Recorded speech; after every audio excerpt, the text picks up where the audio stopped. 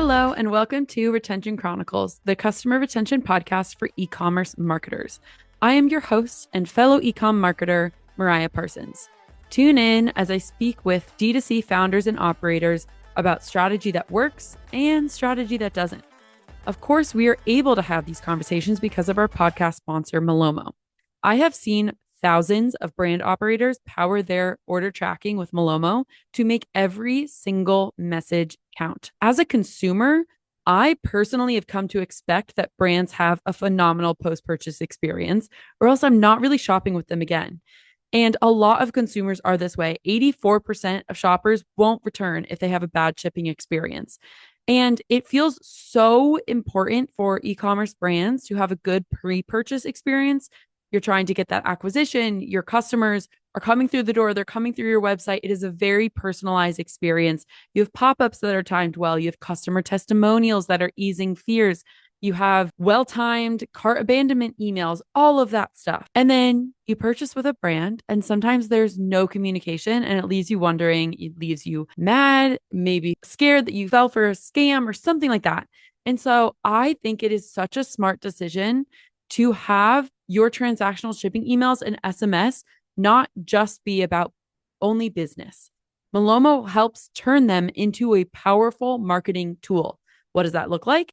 It means you can cross-sell other products on that branded order tracking page. You can put educational content on that page. So if you have something that consumers will have to learn how to use for the first time, you can put that there. If you have recipes that they could, use your product for when they first get it, you can put that there.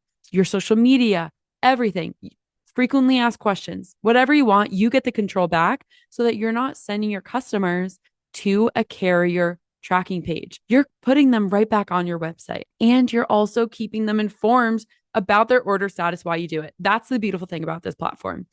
If you're ready to turn your order notifications into a marketing channel and join thousands of e-commerce brand operators in making their customers happier while also adding to your brand's profits, visit gomalomo.com. That's GOMALOMO.com. Hello, everyone, and welcome back to Retention Chronicles. I'm so excited for our day today here. Haley, thank you so much for joining me. I'm so excited for our listeners. Haley Swank, you are the executive VP at Ecom AI, which we're going to dive into, and you were the former president and co-founder of Flikr Fire. And we originally met at this year's previous Shop Talk Fall in Chicago. Our listeners who have listened into a couple of our recent episodes will know I've met a great amount of people there. And I'm so excited that now we get to join and have you on the podcast, have you be one of those people that we've gotten to, just seems like fate kind of joins people sometimes. We were in an elevator together going up to an event. And I was going up alone, and I was like, you know what? I think we had like some common shared laugh or something. It was like, I'm going to introduce myself, do all the things that we go to those events for, and really hit it off. So I appreciate you making the time to be here today. And I thank you for all of the, prep work that we've done and are going to dive into on this call. So it'll be a great time. I'll have you introduce yourself to our listeners and then kind of share a little bit more about yourself. Awesome. Yeah, thank you so much for having me and for that introduction. As Mariah said, I am now the Executive Vice President of Ecom AI, which is basically an optimization software for e-commerce brands and retailers. And then I am the former president and co-founder of Flikr Fireplace. I guess a bit of my background, not in business at all per se. I actually studied outdoor leadership and management as a degree. And so that is what my undergrad is in. But I always knew that I really wanted to do business. So when I was probably 9 years old, I actually saved my money and bought a kid's business book from Barnes and Noble that I had been looking at for months. That's And really cute. I'm not kidding. I probably had 20 businesses before I was like 15. And always knew I wanted to do business, but for whatever reason, genuinely had no desire to study business. And so kind of post undergrad, I found myself working as an outdoor programs leader and marketer for REI. And that journey brought me to meet my co-founder of Flikr Fireplace. And so that's kind of how I got into that realm and had the opportunity to dive into having my own business. Whereas I would sit in the back of, I remember our vehicle as a child and like be on long road trips and be like, okay, I want to own my own business. What could I do? And I would want to have like, something creative, something no one else has ever done. And so I spout out these ideas, and my parents would be like, well, that's already a thing. Or why don't you just own a coffee shop? You like coffee. And I'm like, no, no, no, I want to do something no one else has ever done. But I would always get upset because I'm like, I'm not creative enough to come up with anything. So when I met my co-founder and he had this idea and had had this idea for about a decade, but didn't know what to do with it, I called my mom and I was like, I got it. I know, I know what the business is now. So that's kind of how everything started. Oh, I love that. So, do you remember like any of those business ideas that you had when you were younger? I feel like it's sometimes fun to Yeah. walk down memory lane a Oh, bit. oh yeah. Oh gosh. Everything from pet sitting and passing out flyers everywhere to a company called Pretty Purses, where I was sewing like old jeans and shorts into purses and doing like raffles. Like I was getting creative with the marketing. Yeah. Um, to lemonade stands of like, but like go like being very strategic with them and like taking my mom's kitchen knife to go cut bamboo down and building it where there was construction going on in the neighborhood because I knew all the workers would want to come over for lemonade. Wow, you knew you're like, this is my Um, market. oh God, there were so many little things like that. Yeah. Oh, that's really sweet. Yeah, I relate to the I until I kind of got into business, I wouldn't have called them like ventures, but I was always like the string bracelets, Oh, making those when same. you like when Yes. I was young. Yep, and like making soap, like it's just very crafty. Same. I did soap. I made candles recently. Oh my God, there we go. This is why we hit it off. Like I used to go to, I think AC Moore is out of business now. Maybe don't hold me um accountable for that, but I used to go like that was my like fun activity or like that was my like gift for a birthday or something is going to AC Moore, which is a craft store. Yep. And just Oh, getting like one of their kits or something. Like yeah. there was just always something that I Same. loved Yes. about like being able to make a new thing for myself and I would gift them to people, right? Like earrings to just like clay jewelry, pretty Yeah. much anything that, yeah, Pottery. Yep. yes, yeah. I actually used Um, to, I didn't remember this till you were just talking about that. I really wanted to be in fashion for years. And I've always struggled with like, I know there's items out, like I have to find the perfect item and I know I could design it, but I can't find it. And so I would literally cut my clothes or like do like I would alter my clothes to get them as close to what I had envisioned in my mind as possible. yeah, I used to try and do that too. And try to sell them. Yeah, it didn't Yeah. work. Yep. Or like even like reselling things, that I didn't want like on Facebook or Poshmark or like whatever third party app. Like I just always have been driven or like, Yes, same. whatever craft. I thought you were gonna say for a second. I used to have these like paper booklets basically that were you cut out designs and Oh, like put them fun. on like paper figurines. And I was like, if you say this right now, I'm gonna lose my mind because No. I've never Oh, had someone bring that up. So that's where I so thought fun. you were going down. And that really took me back because I was like, whoa, I forgot about those things. So that's similar that we kind of share that like you know, drive as a little kid or lemonade stands or whatever, like I think I had like a babysitting club, right? Like for Oh, I had so like yeah, all of babysitting it. on the show. Yeah, yeah. Yep. So that Oh, is so funny. So um that is yeah, that's a fun shared background. Tell me a little bit more about kind of what it was like. You said like outdoor leadership and management. Is that correct? yes. I've Yeah. So never heard it that. Okay. yeah, so my degree was it was really it was a outdoor like recreation degree, but all through the lens of business. So there are some degrees that certain universities have that lean more in like the parks and rec side of outdoor recreation.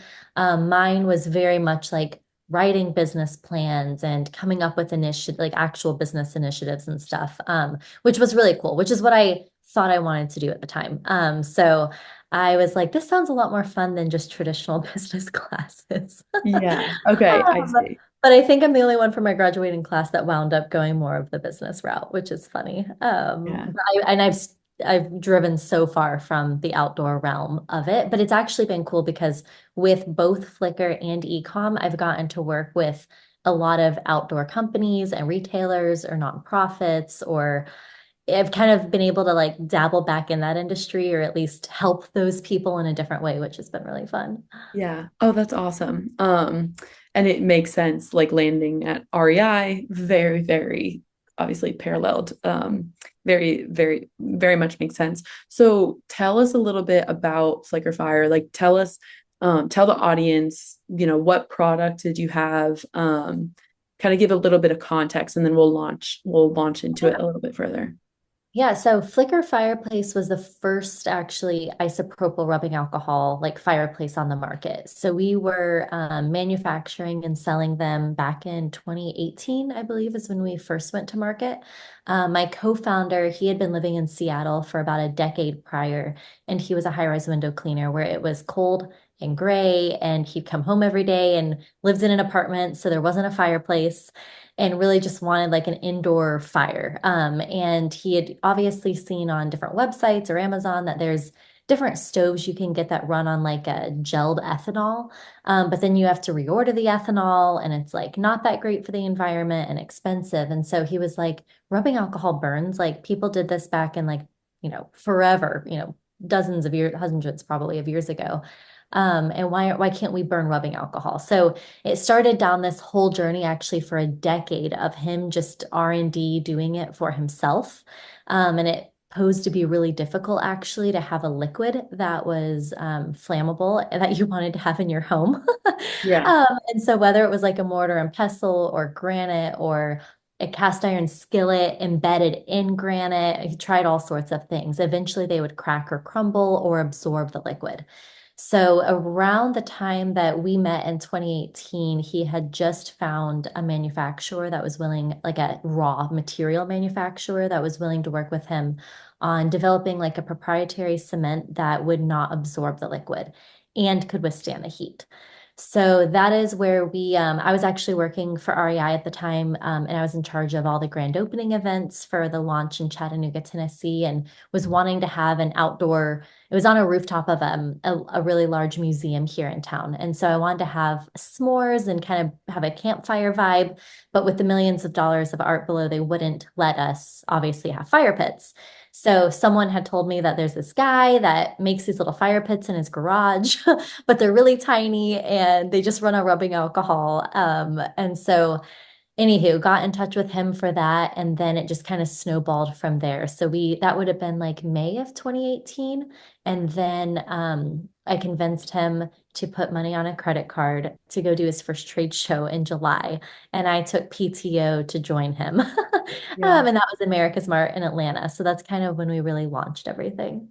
Oh, that's so fun. So I actually didn't know this part of your story that well, two parts that I want to dive into, the proprietary cement part.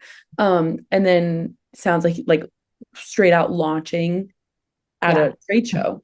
Oh, totally. Yeah. Which is not common, at least what No. I've seen. So yeah, I would love to kind of dive into details there in terms of like, is that like the proprietary cement, is that something that you all were able to like get a patent on? I think, do you have like, did you have a Unfortunately, patent? no. We Okay. filed for a few patents, and at the end of the day, it was really, really difficult. And what if we kind of came to a point where it was we either spend all of our money on hopefully getting a patent that Mm, would probably end up being a a patent that you could work your way around, yeah. or we spend our money on attending more trade shows and acquiring more customers and just really being first to market. So unfortunately, we weren't able to get a patent, but we were able, I mean, we worked with the world's largest refractory, which is like high temp cement manufacturer in the world. And they literally made like a particular blend that was just for us. Once we, in like 2020 is when we first started having some knockoffs come up. A lot were just on like Etsy and with Quickcrete, which is extremely dangerous. But when we did have our first kind of larger knockoff come up, our manufacturer of the raw material, we manufactured the units, but our manufacturer of the raw material did say they were like, we've been hit up by your competitor, but don't worry, we're not giving them anything. Okay. That was nice. We didn't have a patent, but we had a bit of security on our material not being used by other companies. Okay. A good business partner. Okay. Yes. Um, Yeah. okay, so perhaps like the more interesting part for our listeners will be learning about launching at a trade show. So I'm going to take us completely off track from what we Perfect. plan to talk about because I think it'll be really, really interesting. And let's Perfect. be honest, that happens every episode. I love it. So yeah, tell me about like what was it just kind of timing in terms of like you seeing success from the event with REI of like people's response and seeing the application of being able to have a little fireplace that isn't like dangerous to you use the example of artwork for that event, but you can have it in your home and all that stuff. So yeah, tell me a little bit more about that because that's a cool way to kind of really Yeah. launch yourself into the market.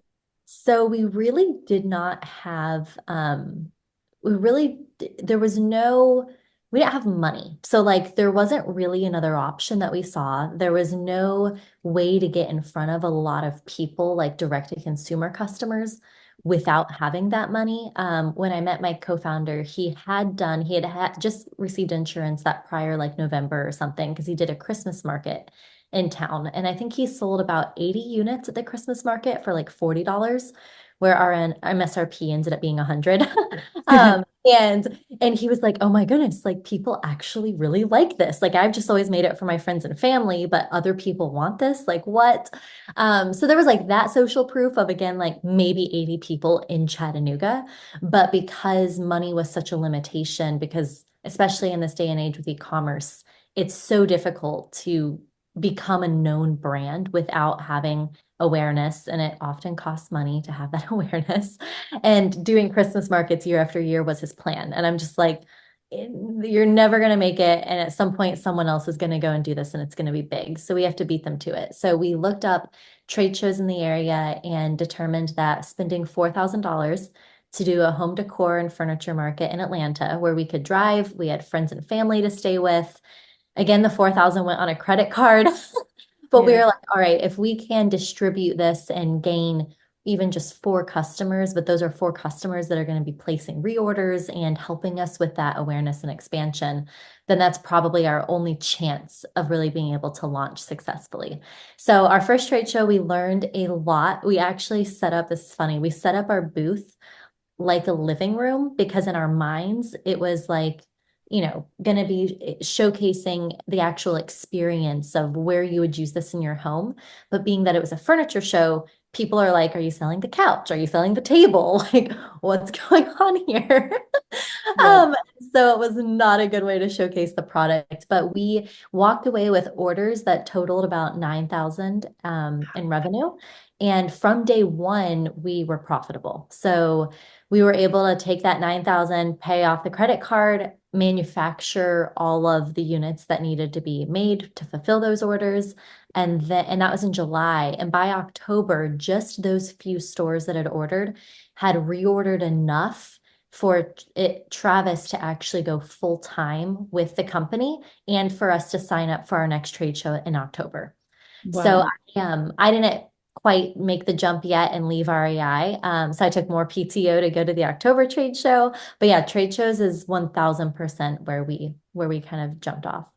Oh, that's really cool. So was it pre-orders from the trade show then?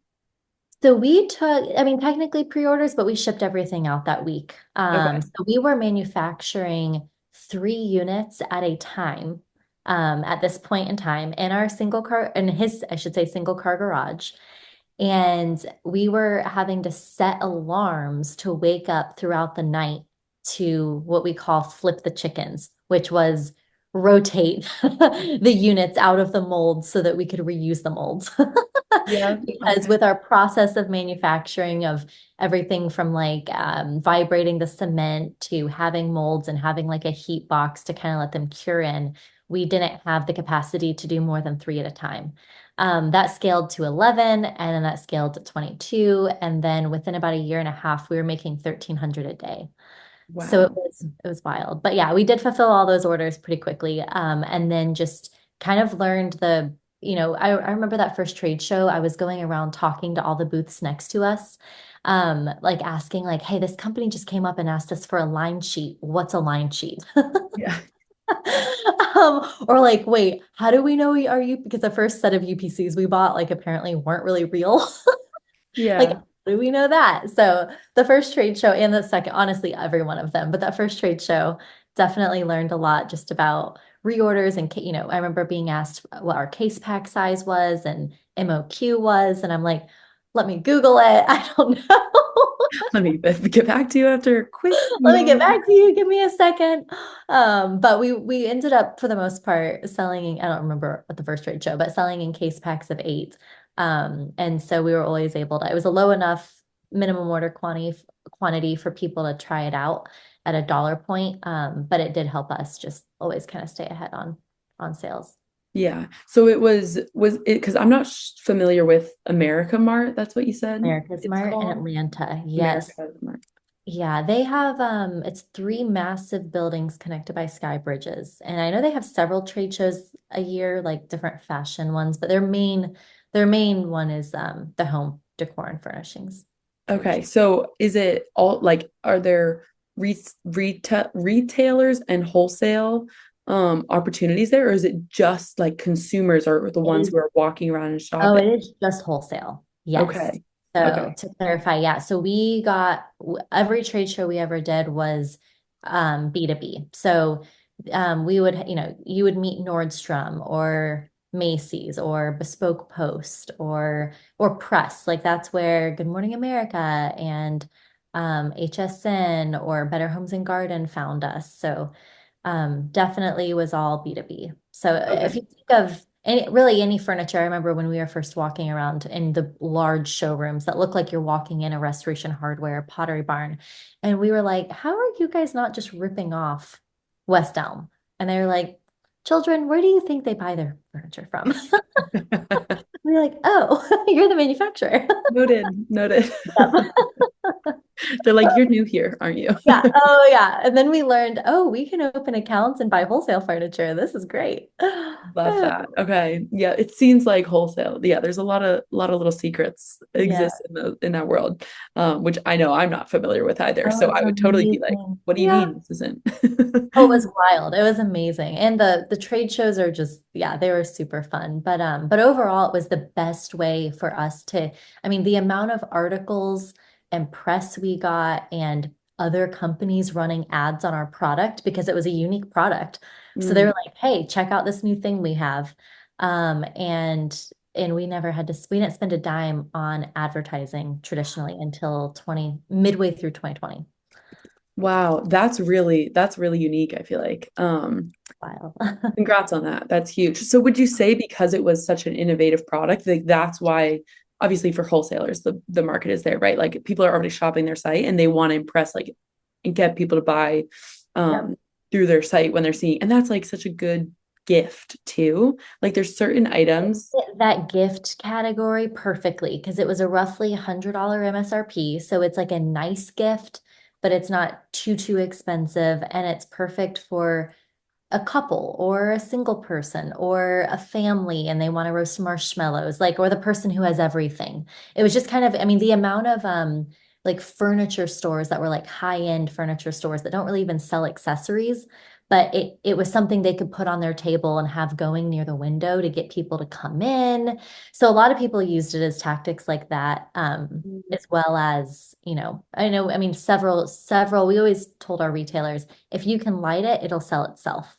Um, Mm, so most of our retailers, whether it was like a weekend thing or just a demo thing that they would do when a customer came in, they would, I mean, yeah, if you could turn it on, it sold itself. For e-commerce, we did recognize pretty quickly that it was so important to have videos or gifts, because otherwise it looks like a hunk of cement just sitting on the table.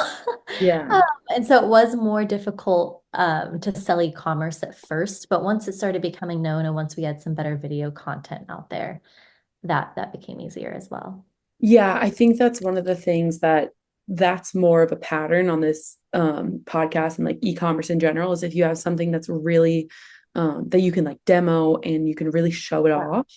Mhm. Um, I think that works so well in ads and across Yep. obviously the internet because you can't, that's when you're in person, that's when you're trying it out. That's when you're seeing what For it feels sure. like and what it would look like the size of it, right? Like you kind of lose the some of the senses um You do. over e-commerce or over the internet. So it's like one of those things that I'm attuned to of like, oh, I'm seeing this brand, like this is how you wear that, this is how you can style it, or this is how you turn it on, and this is what it looks like. Um, and that is so cool. But then retail, you're right. Like if someone sees that, even if it's just for decoration and like a Yeah. restaurant, right, isn't even Yep. selling it, but then you could like have it be part of the ambiance, it makes a lot of sense. Exactly. Yeah. It was all that was okay. That's actually, now that you say ambiance, I have to bring this up. All the time, people would ask us, whether it's at a trade show and they've been interacting with us for 5 minutes already or 20 minutes, or they met us on the street somehow and it came up, everyone would always ask, like, why? What's the purpose of it? Like, what does it do? And we're just like, ambiance. Like, Yeah. they're like, but it's not going to heat my home. And we're like, it's not meant to heat your home. And they're like, but it doesn't smell like anything like a candle. It's like, no, like it's purely just for ambiance. Yeah. You can roast marshmallows over it. But it's just mesmerizing to sit there and to see that large of a flame, flicker around that's not a candle. But Mhm. also, especially when you live in a home or apartment that doesn't have a fireplace, it just brings like so much more like cozy, Yeah. into the And space. it is like still functional ambiance of Yeah. like Oh, yeah. I mean, you are able it to puts off roast. a bit of heat for sure. Yeah. Yeah. Yeah. Okay. So this is so seems like trade shows is something you would say like that is maybe the number one technique you used for branding and awareness and like conversions. Would you agree with that? Where like that was number one? 1000%. Yeah. I mean, at the point where I exited the company, we had probably 2,600 retailers worldwide that we Wow. sold to. And I would say wholesale at that point, we didn't really start growing D2C. I'll back up. We actually in 2018 and 2019 didn't sell direct to consumer Mm, because we were afraid that these brands or these retailers would not want to carry our product if they competed with us. So we stayed off of Amazon. We didn't sell ourselves because we really needed them and we knew that. And then at the point to where it's like, okay, no, they need us and they want us. yeah. We went ahead and launched our own direct to consumer. But yeah, it wasn't until probably 2021 that direct to consumer maybe made up 30%, 25% of our overall revenue, but the rest was still wholesale. So trade Okay. shows, kind of the retention more so with our wholesale accounts was a Yeah. huge focus. Okay, let's talk about that then. Because I think that's such a cool way to acquire accounts, whether it's directly to customers or through retail or through wholesale. So our customers will be like mostly at least have DC branches, but it isn't uncommon that they also have other channels. So yeah, tell me a little bit about retaining wholesale accounts, and then we can go into D2C accounts as well. Yeah, so with retaining our wholesale accounts, it really came down to, well, communication for sure. I remember actually, I'll speak on communication for a minute. When we did start having competitors pop up, the competitors were, of course, going to some of our largest retailers with undercut prices and this and that. And all of them would come to me and be like, hey, just so so and so is going around saying this.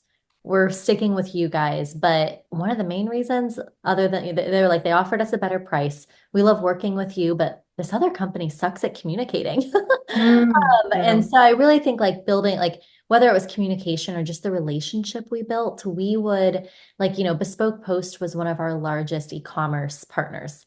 And every January, their team would send us a box of like bagels and coffee from New York, because that's where they're based.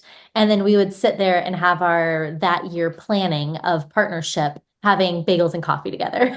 So we did a lot of things like that with large retailers. And then the biggest part, kind of beyond just the overall relationship we developed back and forth, which also a big part of that relationship was transparency.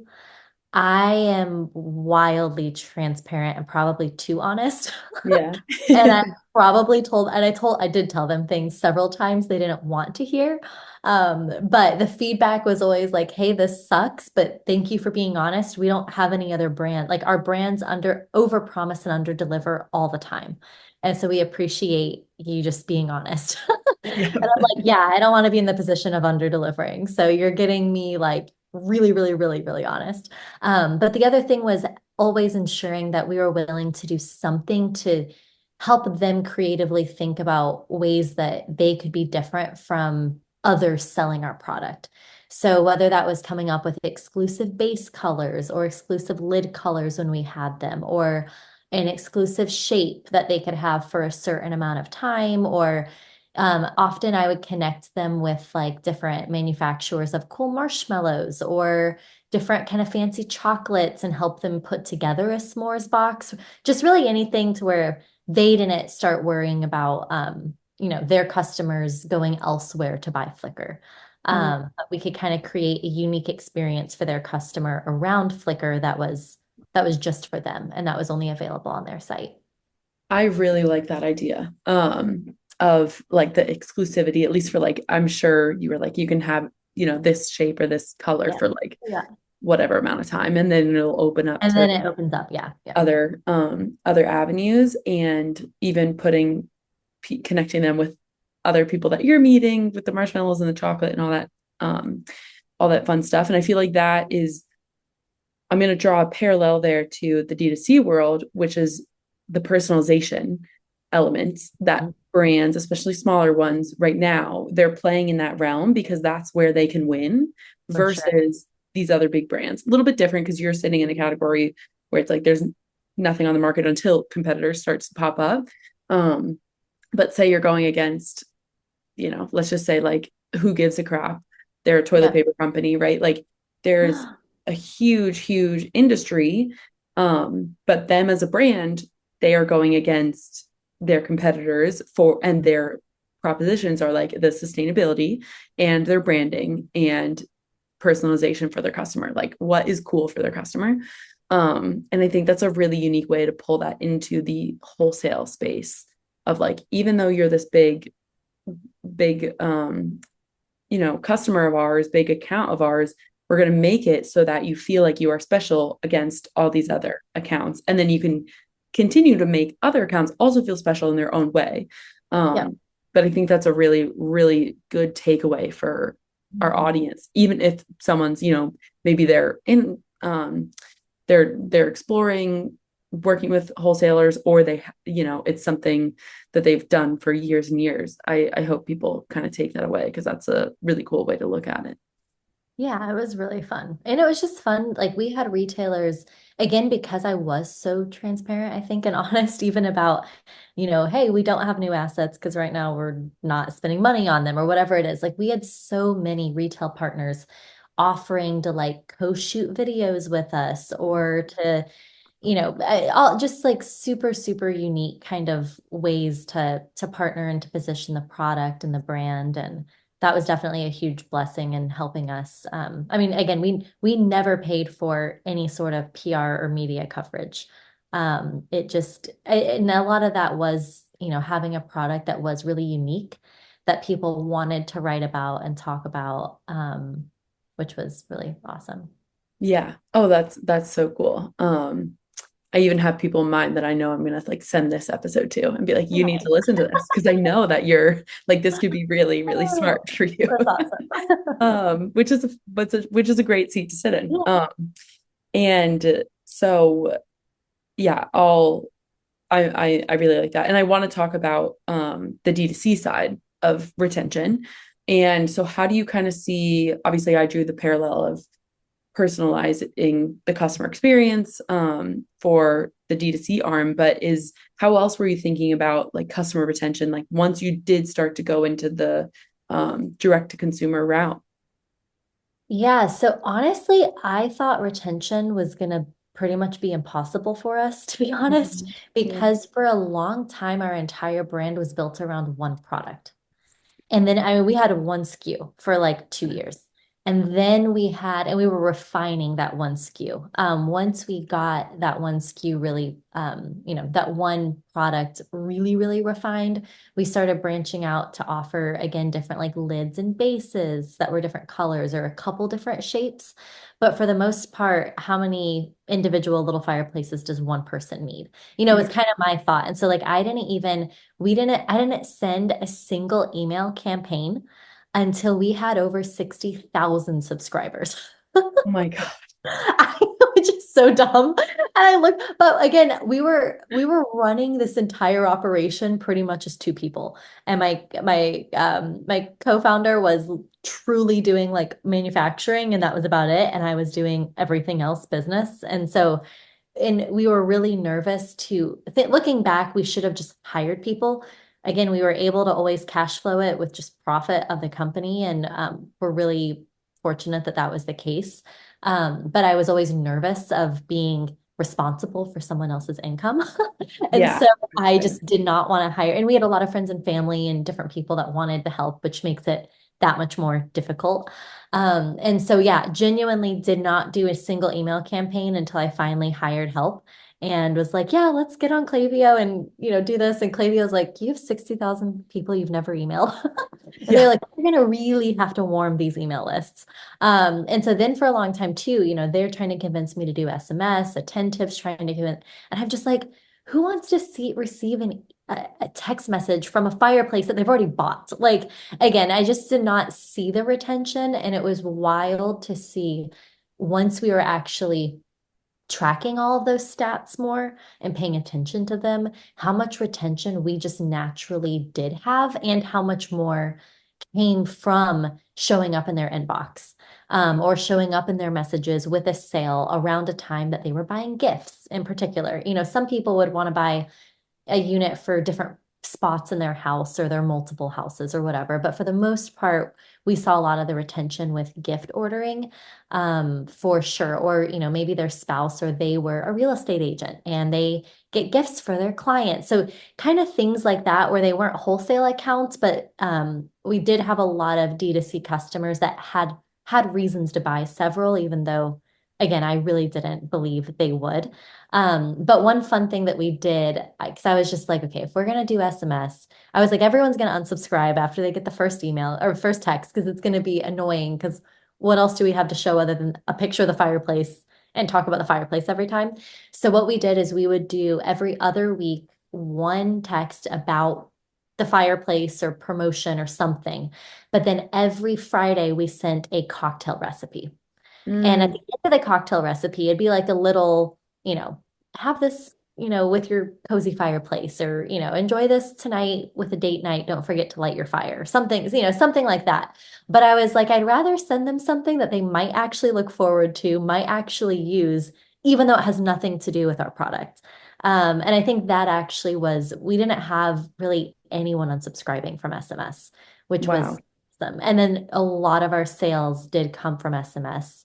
Um, I mean, yeah, even way more than even email, which again, I was like, no, we shouldn't do that. I don't think we did email till midway through 2020 and SMS till almost 22. So Wow.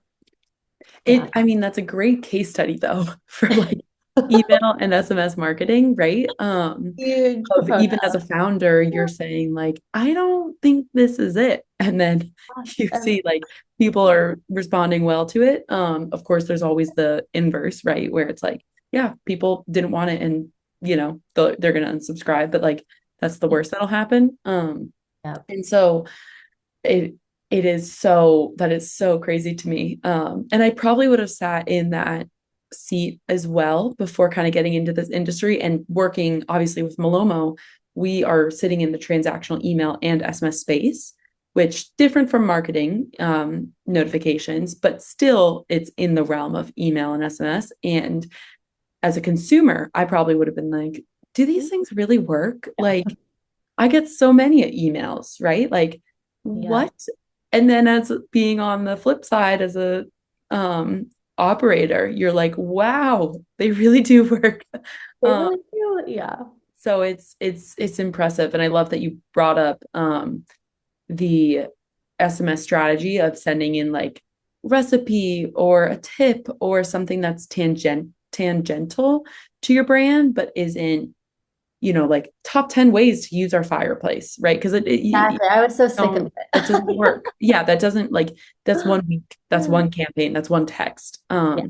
And it kind of reminded me of why social media works for a lot of brands is because they take that approach of like, what is central, what is my brand, and then what is like Yeah, what are other around elements it. around that? Yes, Yes. that's exactly when we hired a creative director, I was like, I'm all for pushing more content out there, but I don't just want to see flicker, flicker, flicker, flicker, flicker. Like we got to figure out what else is in this, yeah, like realm of things, and speak to that or speak to other brands that we partner with or something of that nature, which that was social media, once we did start running ads, but even before that, we probably grew to at least 10 or 12,000 organic followers on Instagram before we ever ran an ad on Instagram. But again, we got lucky because it was a product that was cool. So people Yeah. wanted to post about it and tag. So then they wanted to follow along for whatever reason, even though we had probably like 15 posts. Yeah. Well, also it's kind of the like bandwagon effect of like when people find a new artist, they're like, these are my people. If they're like, right, like I want to post about it. I want to prove I'm like cool, I'm ahead of the times, like all that stuff. So I'm sure that was also working when you have a new product and you're like, wait, For I'm ahead of the crowd, Yep. for those like early adopters. So Yeah. that's really cool. And I know we're getting close to time. This has flown by and it's really been a productive conversation. I would love to just touch upon, even if it's quickly, the process of exiting, because I think a lot of our listeners will benefit, just like even if it's lessons learned or what you were thinking about in that time. Because I know that a lot of our listeners are either like they're in the thick of it or they are thinking about being starting their own brand. So I would love to get your opinion on that before we wrap up. Yeah, of course. So once we, started determining that we wanted to exit, to be honest, we really didn't know what to do at that given point. We didn't know, do we work with, a broker type thing where they go out and find us? And we got those emails all the time and I'd always just delete them. And then all of a sudden I started paying attention. But what we did, obviously I did not really know much about EBITDA beforehand. Yeah. So I got very familiar with EBITDA and very familiar with our tax accountants, and their whole process of that. And we had a formal valuation done. So that was obviously the first step. It was quite expensive to have the formal valuation done.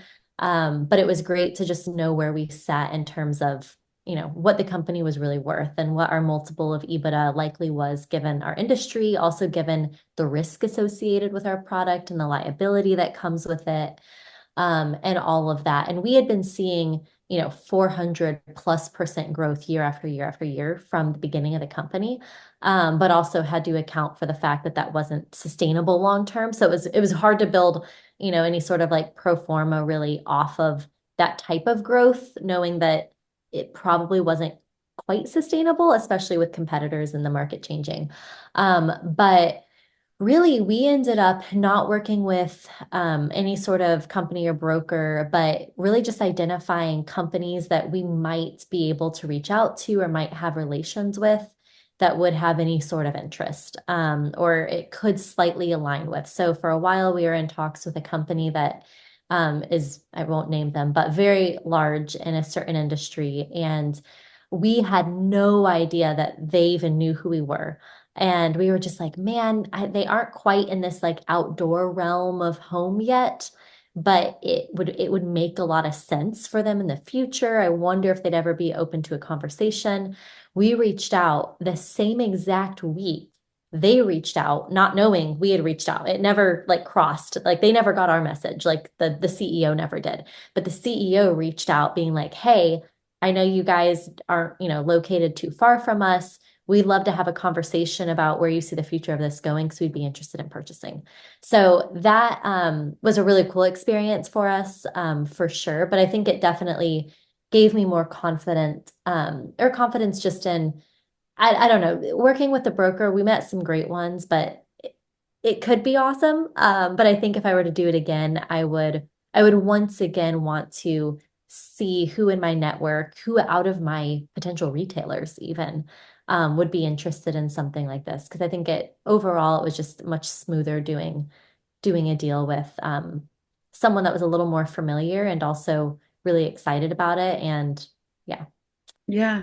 Oh, that's great. There's a lot of tips in there for people just to like first steps, where do you even go when you are looking to exit. So I appreciate, I know it's a brief recap. Yes, so brief. Yeah. And there's like so many things to dive into. But we are right at the top of the hour. So sadly I have to wrap it up. But thank you so much, Haley, for coming on here, sharing your experience, taking the time. I know you're obviously dedicating your time to the software side of things now, which I feel like I have to have you on at another point in time just to dive into all of that. But this has been really, really fun to learn kind of just how you started with Flikr and took it and grew it through trade shows and all that.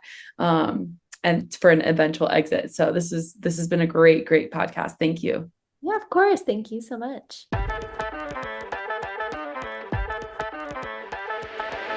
Thank you for listening to today's episode. These conversations bring so much knowledge to the table, and I'm so grateful for that. If you haven't already, please subscribe, follow us on social media, and tell us who our next guest should be on our website. Let's give another shout out to our day one sponsor, Malomo. As you know, Malomo is an order tracking platform that enables Shopify brands to take control of their transactional email and SMS through branded order tracking pages. That means you can ditch those boring all white carrier pages. You know, the ones I'm talking about. Everyone has seen an ugly tracking page in their life.